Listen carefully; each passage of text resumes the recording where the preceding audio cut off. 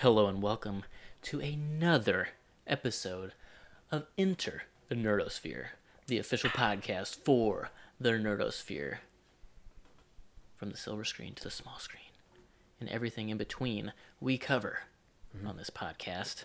And today we'll be discussing King Arthur and why it's way better than what the critics say. Why you need to go see it, Why you especially in should go theaters. see it. In theaters. And what could have been done slightly different to help its cause. Indeed. So, King Arthur. Let's get into the numbers. As usual on this podcast, we always go over numbers and critic reactions first. So, we all know by now, and if you don't, here you go. It's kind of a dud. Yes. And we're going to get into why that is. But the budget for this film was $175 million. Opening weekend, it did $15 million domestic. That's it. Yep, $15 million.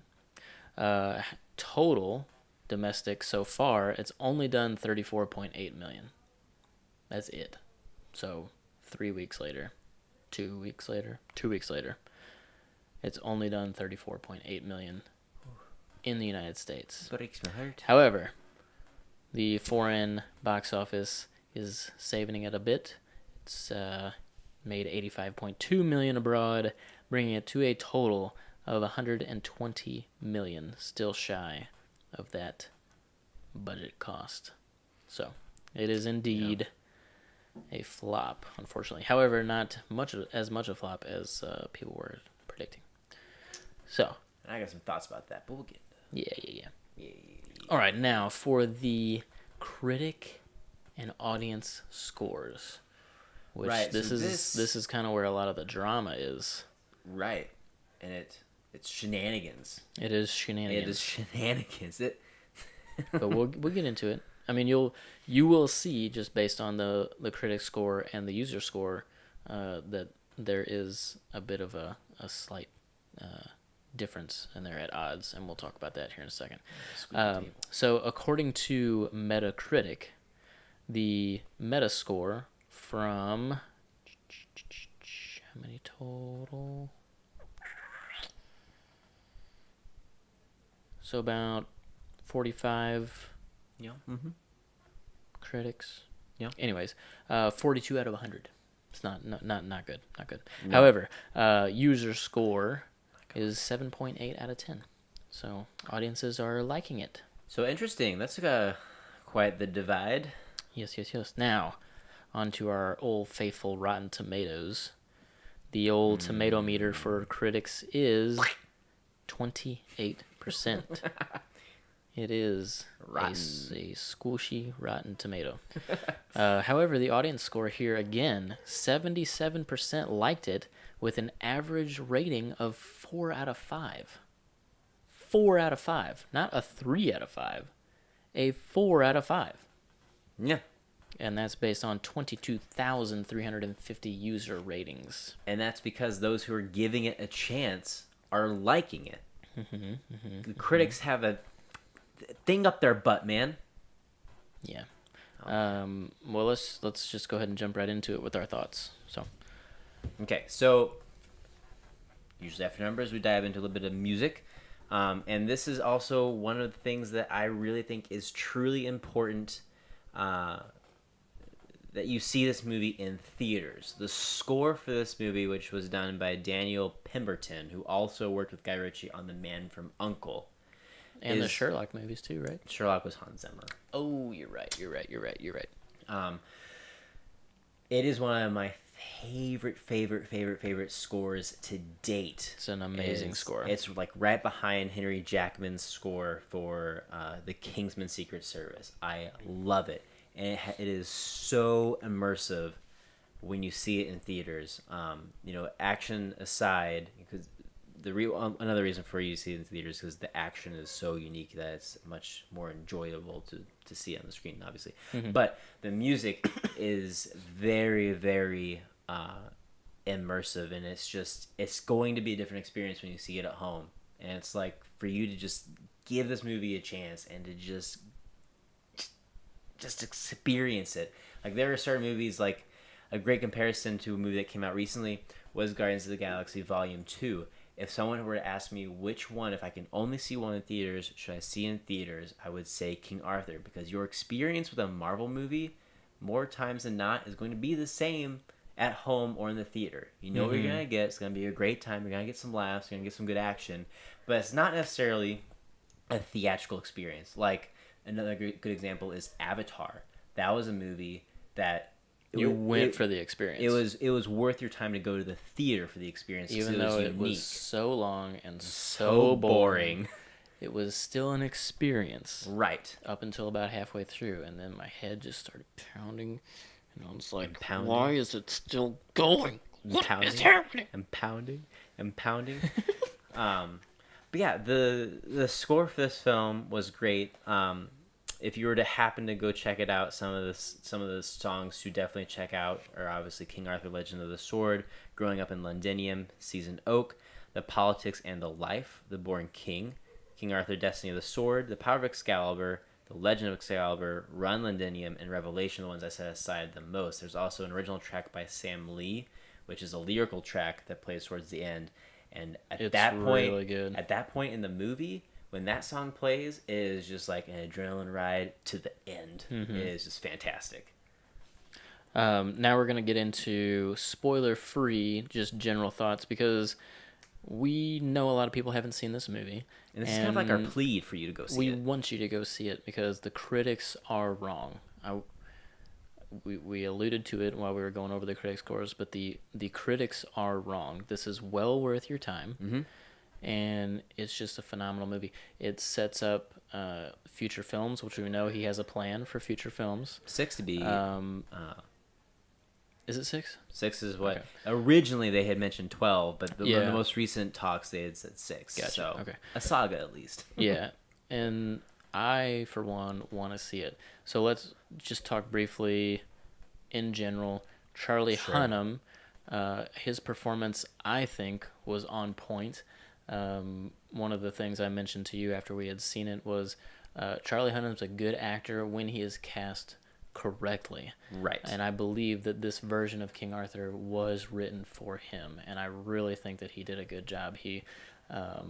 I loved him in Sons of Anarchy, and this is almost like kind of like a parallel. You know, grew up in the streets, street smart, angry, got those issues, buried down, and I think he shows those emotions very well. He shows anger, frustration, very well. Not almost like, wanting to... He's reluctant to take on the role of the king. Right. And then you want to talk about Jude Law? Because Jude Law knocks it out of the fleeping park. Oh my gosh. It's worth seeing this movie just to see Jude Law. There was the CGI movie Guardians. What was it called? With Chris Pine as Jack Frost. Yeah, it's I think it's just Guardians. Just Guardians. I believe so. With Chris Pine playing Jack Frost. And Jack Frost and Santa Claus. Well, in that movie, Jude Law voices the villain in it, which is a nightmarish character. He's the boogeyman. The boogeyman. When that movie came out, I immediately had told all my friends that I saw it with, Jude Law needs to play a villain. He always plays kind of like... You did say that. Back then, you did say that. He always plays kind of like the nice guy, the charismatic character, or like the love interest, He's kind of like a... Rise of the Guardians. Cool. He... almost... Which is well worth your time, by the way. Sorry to cut you off, but that's a really good movie. When I think of Jude Law, I kind of think of similar, what's his name from, like, Love Actually, Bridget, Don't know who you're talking about, bro. Can't help you out there. Look up Man from U.N.C.L.E. He is in Man from U.N.C.L.E. and he's also in Love Actually. Hugh Grant. Hugh Grant is the kind of character that, Jude Law always plays kind of that character, But there's something about taking someone who's genuinely nice and someone that you want to gravitate towards and just kind of turning it on its heels and making them a devious and a sinister character. And he does a great job. Oh my goodness. I think he kind of carried the movie because it was just so... It was so polarizing. If we're being honest, it almost focuses on him. Like he's True. almost like the center. Well, I mean, he is. He's the center of the story. True, So, because like, the movie starts with him, with it's all him about and trying to Arthur's father. Yeah. So But it's just captivating to see him in that role because it's almost polarizing and it's very it just draws you in. He just needs to play more villains. I don't know how else to say it. It was so cool, and there was a darkness to him, and he does such a great job at moments you almost empathize with him because he has to go to these lengths for his powers, and you see it rip him apart, and it's just it's really cool to just see it all unfold.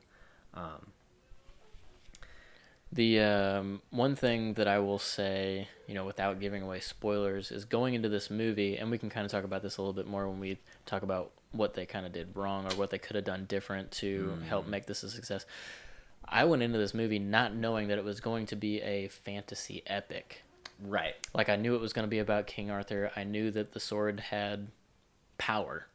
But I didn't realize that it was going to be had some sort of magical powers because the trailer had him having floating fireball or whatever. But I didn't. I mean, the movie literally opens, and this isn't going to be a spoiler or anything because it's literally the opening scene. Opens with like Camelot fighting wizards, and it's just huge, and kind of like almost Lord of the Rings, scale battle.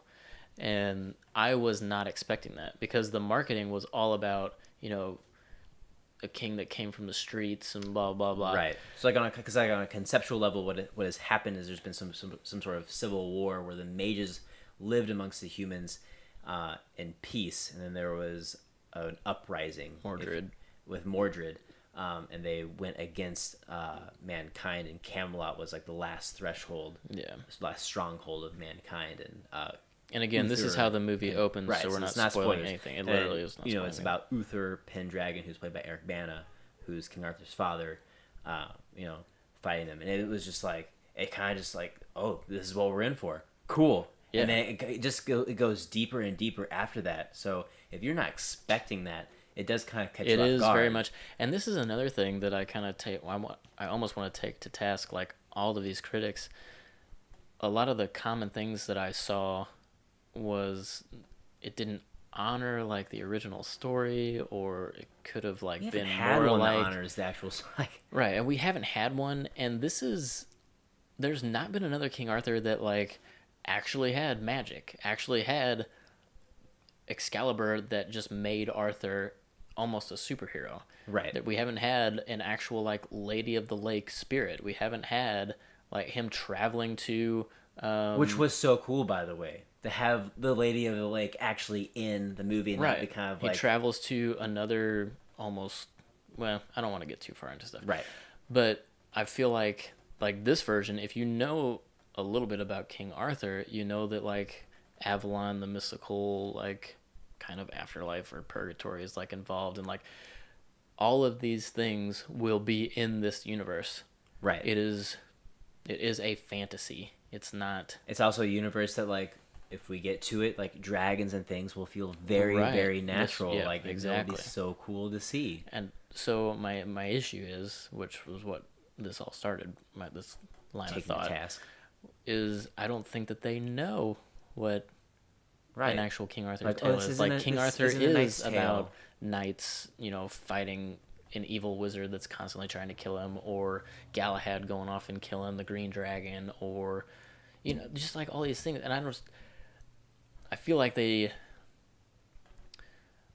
maybe they grasped to Guy Ritchie's filming style, directorial style, and that's maybe where this is coming from. Like, it's not a typical King Arthur tale because of maybe the way he shot the action and the storytelling and stuff, because it very much is. It's the most accurate King Arthur tale that we've had on the silver screen thus far, hands down. And if you're not used to a Guy Ritchie film, he does enjoy telling his narrative in some sort of discombobulated fashion, because it's he likes it to be a visual experience along with the story being engaging and the dialogue being engaging. I even noticed that the second time I watched the movie, there was a lot more of the dialogue that I didn't pick up on the first time, because obviously I've been watching as much BBC recently because Doctor Who is the pits, so I'm not really used to hearing those accents as often.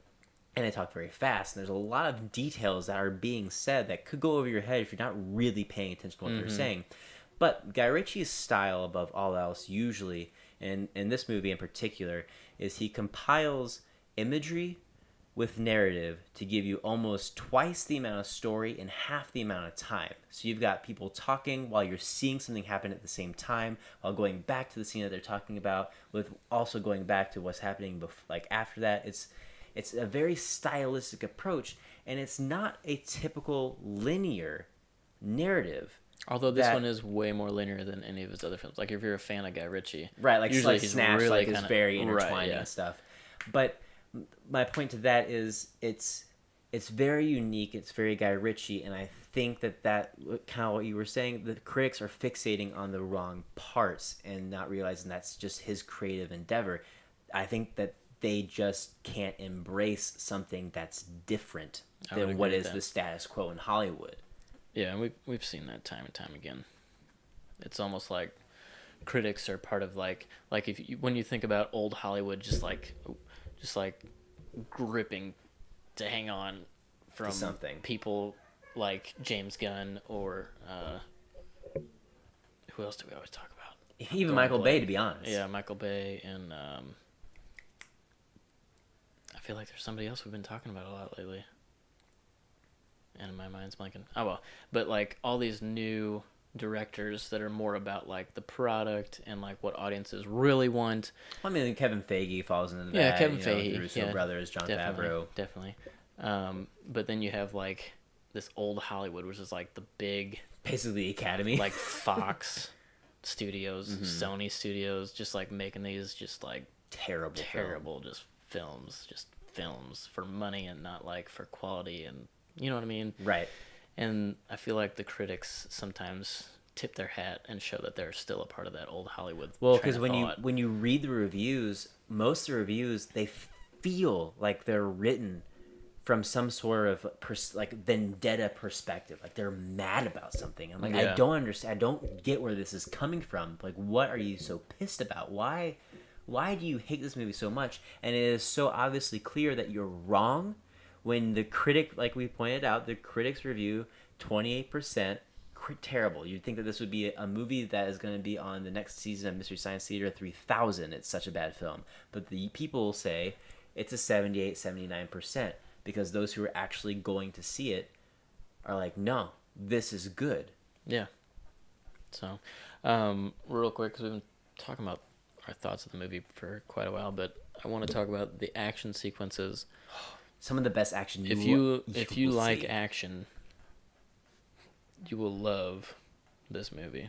Guy Ritchie he kind of started to show it in Sherlock. Mm-hmm. With his or Sherlock Holmes rather. I don't want people to think I'm talking about the TV Guy show. Ritchie didn't do the TV show. Okay, I know what I'm talking about. Right. But he kind of started with that because there's it's a little bit of action there, but he just like takes that and runs with it, and it's perfect. Like he's. Oh my goodness, getting chills just thinking about it. It's just like, it's very unique. You. The only other example of a director that even comes close is Matthew Vaughn, and it's funny because in real life they're best friends, and they're like, I think probably two of the most relevant British directors to come out of England. If you can picture the church scene from Kingsman, there's it's just that very kind of style, similar, like where you focus on the central character and you just move around with him, like in. I don't know. It's just. It's kind of like you and I always talk about, like when we would direct. If we ever had the opportunity to direct something, it's all about putting the camera in either hard to impossible places, pushing your limits, almost thinking of the space as an anime. Like when you watch an anime or a video game, where is the camera? The camera is usually in a non-traditional place, moving non-traditionally to give you a very cool perspective and movement. Mm-hmm. So it's serpentining through all the action sequences. Well, Guy Ritchie does it flawlessly in this movie. Yeah. It's really good. If you want to see a solid movie, like this is good. I think it's teetering great. I think Corbin would just say I think it's solid. Good. It's solid. Like I would say the 7.8 range for me is like right there. But that means a lot. I save the 8s and 9s for like up here. You know what I mean? Yeah. No, I agree. But it's well worth your time. And if you have the chance to go see it in theaters, do it, because it will be an experience. Because while you will still enjoy it watching it at home, the sound and immersion of the music that you get from being in a theater will make the experience better for you. Right. And I'll do a final plea towards the end, but I will say, if you have seen it, please help spread the word to have people go see it. I've been telling everyone I know, and I can say that at least 10 people have seen the movie since me saying go see it. And I'm encouraging everyone else to say the same thing. This movie is going to be something that if we want to see it for the long haul, I've referenced, we almost have to be like the Firefly fans, where we almost do like guerrilla marketing for them, because they're not doing it right themselves. So we, the people who love it, need to say, hey, there are so many people who are seeing this and saying it's great. Ignore what you're seeing. Check it out. Go see it on a Tuesday for $5 or whatever. Just go give it a chance. You won't be disappointed. You won't be. Okay, so that's our general thoughts. Let's get into what actually hurt the release of this movie, kind of tied in with what we would do different, which will go hand in hand. So let's talk about marketing. Okay, so for starters, there really wasn't any. Now, something that did plague this movie is that it got pushed back. There were some sort of editing delays, and so it wasn't released necessarily when it was originally planned to come out. But they didn't compensate very well. There wasn't really a whole lot of trailers in theaters. Mm-hmm. It wasn't really bombarded on Facebook until after it was deemed a bomb. Yeah, Twitter was very silent. I haven't seen anything on Twitter, but my Facebook feed since release has just been exploding with like little GIFs and clips and go see it, go see it, go see it. So for starters, that's where I would say you need to And improve. there was really only like the 1 or 2 trailers, and they weren't that different. Right. Like they didn't capitalize on, like if it was me, and this is what I would do different, I would have capitalized a little bit more on the fantasy epic side of it instead of right. Like maybe the first trailer be like that marketing of he came from the streets and right. blah, blah, blah. But then you go into, and I say blah, blah, a lot. But then like the next trailer, like really show off what you're doing. Right. Because here's the thing. I don't think until after release did we a scene with him using Excalibur. That wasn't until after the movie really and that was in like the little GIF kind of viral marketing. So in that vein, you hit it on the head earlier when you said, we weren't told as an audience necessarily what to expect, that this was going to be a full dive into fantasy and mythology. You also didn't market this movie as what you apparently intended it to be, which was a summer blockbuster to start a franchise. You had marketed this the same as Man from U.N.C.L.E. and less than Sherlock Holmes. So a typical Guy Ritchie movie that's getting a little bit more money than his like self-funded Snatch or Lock, Stock. Exactly. So you weren't giving it the time of day that you thought. That just kind of shows their inexperience in this type of movie. Right, like I don't know if they thought the namesake would carry it or what, which or maybe they just using like the same marketing strategy that they've always used. Like maybe it's the same team, and they thought it would be good enough, or didn't even think about it. Yeah, but they should have. So marketing was a big issue. Timing was an even bigger issue. It came out the weekend after Guardians of the Galaxy Volume 2. If anyone with half a brain knows. Yeah, if anyone knows by now, Marvel's top dog. Stay away from a Marvel movie for at least 3 weekends. At least. It will be number 1 for at least 3 weeks. It doesn't matter what it is. If it's got Marvel attached to it, it will be a top dog for 3 weeks. Had this movie come out even just a couple weeks in advance, so that at the end of April... If it came out Memorial Day weekend, if it came out this weekend, it probably would have... That, or like even like a September release, like picking an abnormal month maybe isn't just saturated with something. You know what I mean? So it was pigeoned between Guardians of the Galaxy Volume 2 and Alien Covenant. Now, mind you, Alien Covenant is the opposite effect of Arthur, where the critics are ranting and raving about that movie, and that movie is like one of the dumbest things I have ever seen. I laughed so hard out loud during the theater. It was so bad. But it's That's highly beside the point. anticipated, and a lot of people Right. want to go see it. And that's what I mean. And So it's not a good strategy. Yeah, it's bad. It's bad. I can't help but think of, because, a lot of our background, at least to listening to like in-depth news of this sort, is in the video game realm, and I can't help but think, if this was a video game and you were releasing your King Arthur video game in between Call of Duty and Grand Theft Auto, Right. like, you wouldn't do it. You would find a new location or somewhere know that you're not going to sell the copies because people can only buy so many, and there's 2 other things coming out around it that they're probably going to spend their money on before you. Also, I just wanted to get this out there while it was in my head because I lost it earlier. Damage control wasn't done quick enough. So the movie came out domestically, and here's also another thing. If you're not really paying attention to how box office works now, the majority of money that comes from films come from the international box office of China, alongside the UK, France, Australia, and New Zealand. The stuff that's done at domestic is like a third of the total revenue of a movie. King Arthur, oddly enough, is one of the few movies that came out in the U.S. first, because the recent trend for summer blockbusters is to be released in the UK first, because again, that's where they're making the most money and that's where they're marketing stuff now. Mm-hmm. It came out in the US first, and it stewed in the US for 2.5 weeks before even released in the UK. So before it was even released internationally, it already was having the first summer bomb. It's a flop, this, that, and the other, and it's having all of these labels attached to this film. Yeah, I wonder how before it even different. had a chance. I It wonder didn't how have a different chance. the narrative would have been if it had released in the UK first. Just clearly they're making more money there. Mm-hmm. But so it didn't even have a chance to live, which also kind of circles back to my vendetta conspiracy theory, where I was like, it's like they were out to get this movie. Yeah. I don't understand where the animosity is coming from, but it didn't have any room to breathe. The first weekend alone, again, it was labeled the first summer flop, and I was like, you didn't even give it a chance.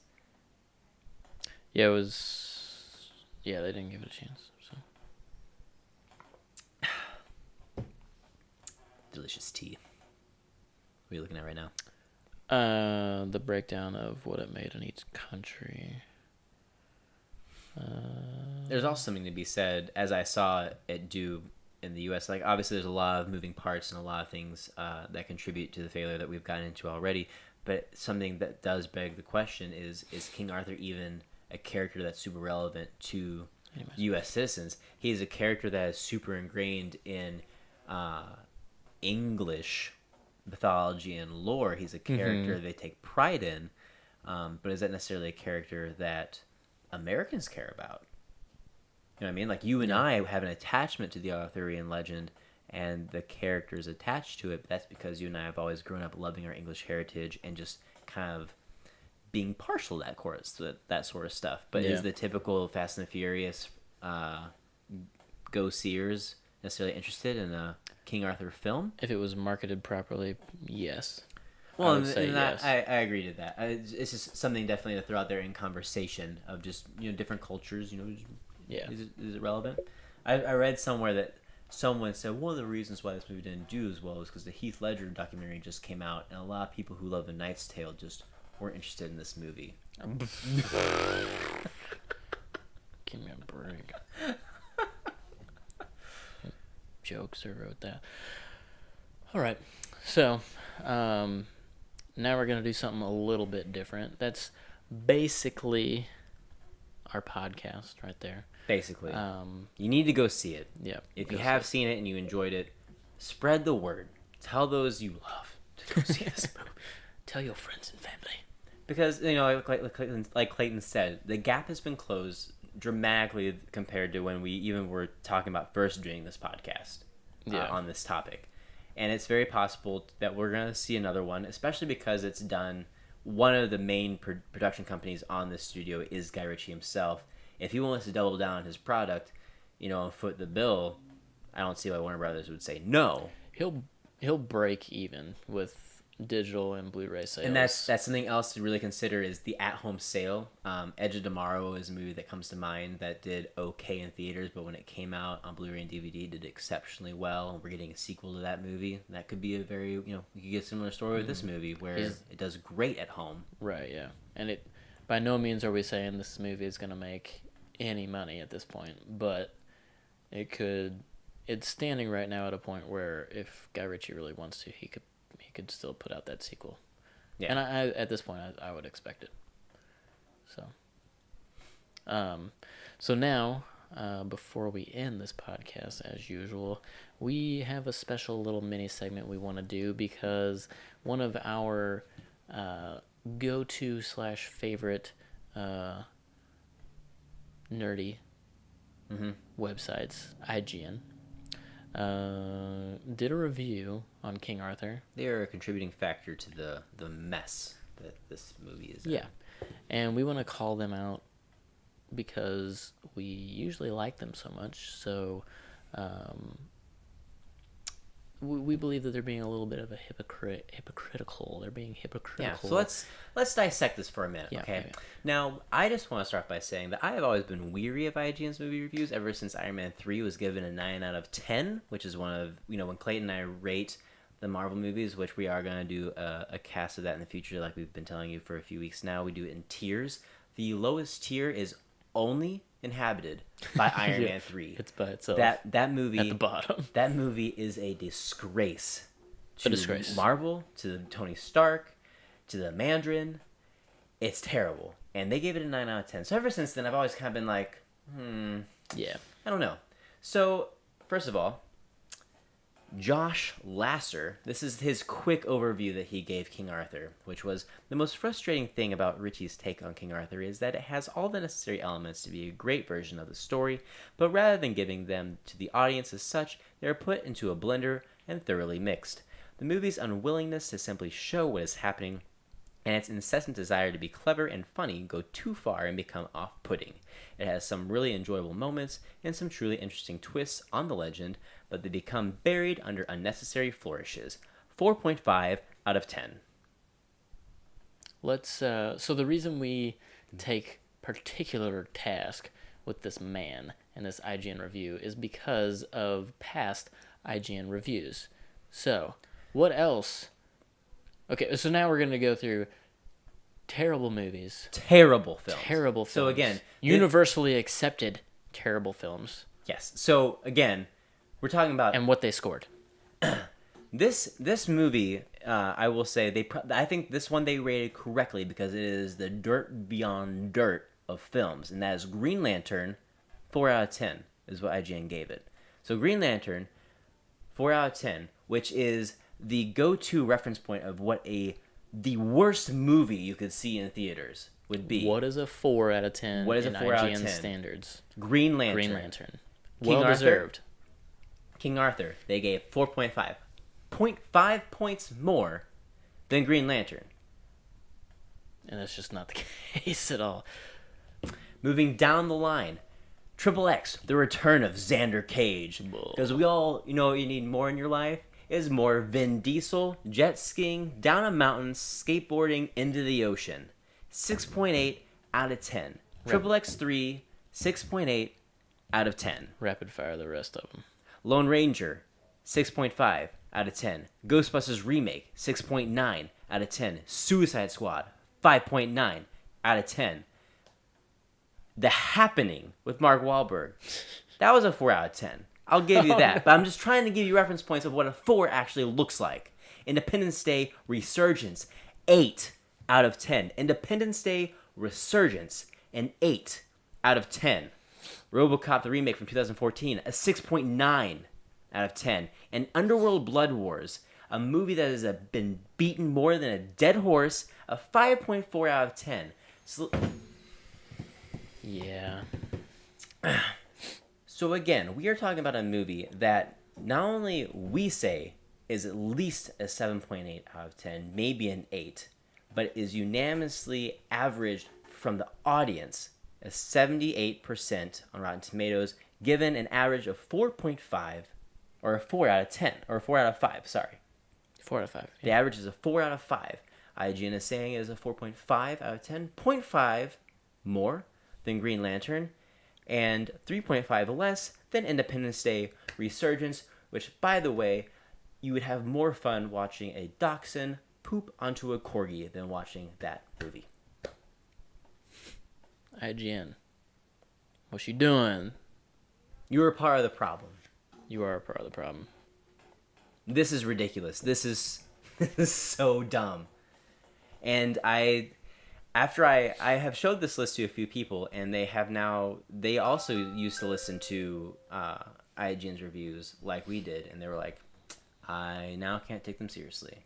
Because this movie, when you read or listen to what the critics say and then you go see it, it's such a jarring experience because it's like, that's not what's happening at all. It is a great and fun film.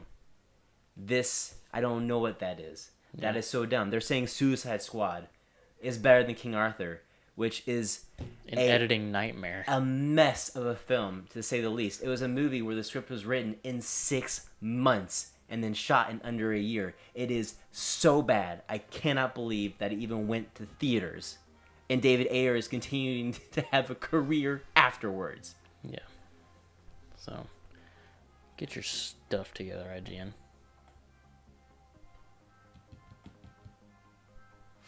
And that'll do it. So my final plea to you is, please, go see the movie. You will not regret it. If you have seen it, spread the word. Have your friends go see it. Have your parents go see it. Then they bum on the street $5 to go see it. Get a gift card. Say it has to be used for King Arthur. Enjoy a popcorn on me. As always, for everything in the Nerdosphere, keep it right here. And when you go see it, let us know in the comments what you think. Please do. We'll see you. We'll even leave my personal review that I wrote for Rotten Tomatoes in our description. Oh. Or in the comments below, I mean. Okay. Anyways. We'll see you. Follow us on Twitter. Follow us on Facebook. Follow us on iTunes. Subscribe. Rate us. Leave us a comment. All that great stuff. All of our audio versions are up to date. You can find us pretty much anywhere. If for some reason you can't find us where you like to listen to podcasts, hit us up on Twitter and let us know. But we should literally be in every directory that you could ever possibly want to listen to a podcast for Androids and iPhones. Yep, Androids, iPhones, doesn't matter. So give us a follow, give us a review. And as always, we will see you next time.